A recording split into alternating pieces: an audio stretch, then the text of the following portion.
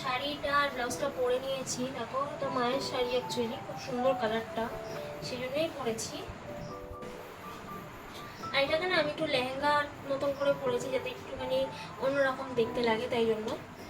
এইবার আমি মেকআপটা স্টার্ট করব। মোটামুটি আমি যা যা পরার পরে নিয়েছি। অ্যাজ ইউজুয়াল আমি এখন মার্সের ক্যান্সেল কনসিলার ইউজ করছি।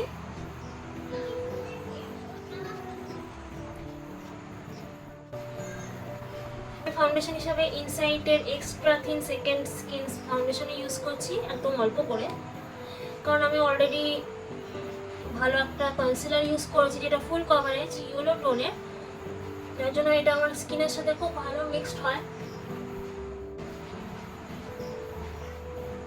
মেকআপের প্রোডাক্ট এবং স্কিন কেয়ার প্রোডাক্ট যদি ভালো ব্র্যান্ডের হয় আর সেগুলো যদি অ্যাকচুয়ালি স্কিন টোন অনুযায়ী কেনা যায়, তাহলে কিন্তু সেগুলো খুব ভালো মতন স্কিনে ব্লেন্ড হয়, যার জন্য কিন্তু বেসটা এবং মেকআপটা খুব সুন্দর দেখতে লাগে।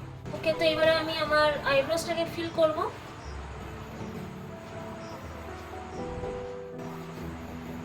আইব্রোটাকে ফিল করার পরে দেখো মুখটা কতটা চেঞ্জ হয়ে যায়।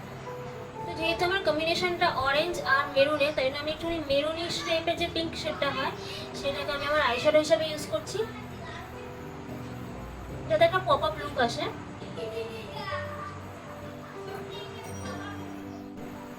আচ্ছা, এবার আমি একটুখানি আইজের কর্নারটাকে একটুখানি ডিফাইন করব।